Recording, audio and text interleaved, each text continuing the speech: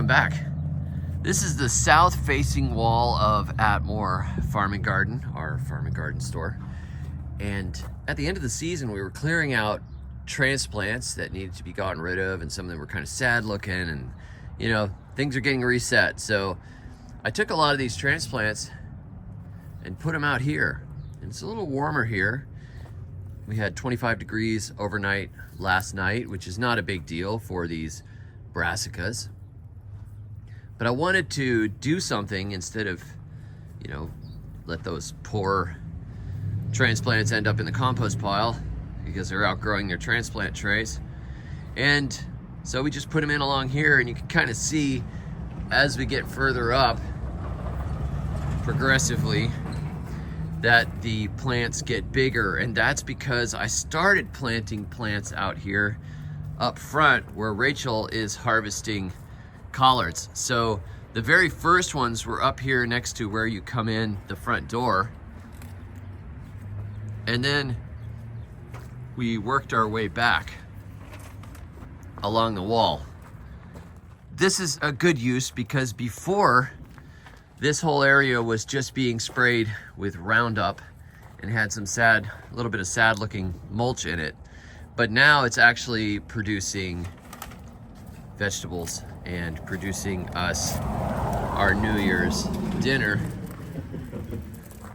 with these collards. And you can see that we're not actually spraying anything because there are little cabbage moth holes all the way through these plants. But it's organic. That's why it looks so bad. That the mulch here too. If the bugs don't desire to eat it, you don't want to eat it. Yeah, if the bugs don't desire to eat it, you don't want to eat it.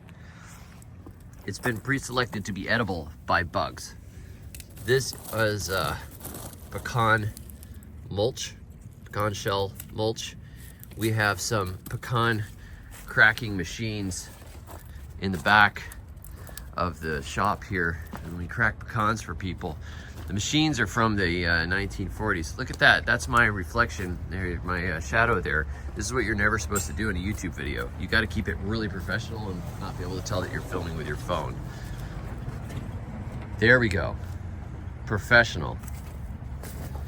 We've got mustards in here. I've got Brussels sprouts in here. I've got broccoli in here, collards in here, cabbages in here, kale in here, and some spinaches. We need to get out here and do a little more weeding. But it's a good space. Reusing the pecan shells is really cool. We got a lot of pecan shells from people getting their nuts shelled by us this fall. Not quite enough to cover the whole beds. Using this area for vegetables is much better than using it for nothing and having it a roundup urban waste. It's way cooler to have a little garden out here, but it's not all you can do.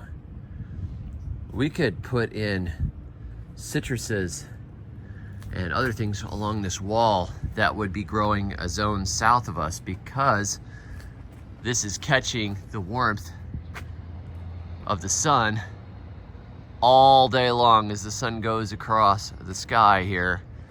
This area is getting warmed up, and then overnight it is warmer here than it is further out.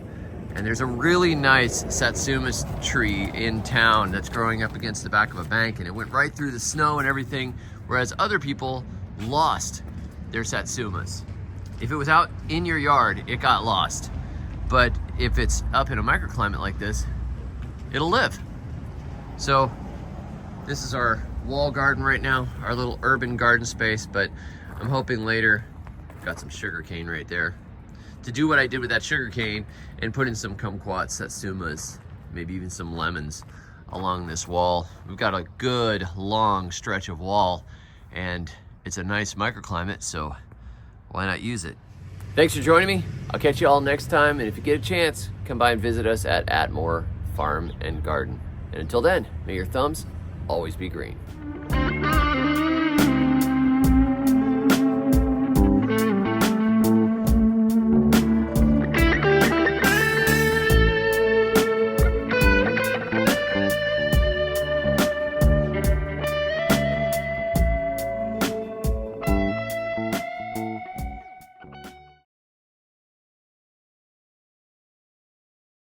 Thanks for joining me.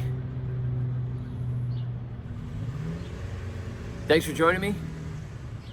It's so loud in this city. Thanks for joining me. If you get a chance, come on over to Atmore Farm and Garden. And if we don't see you,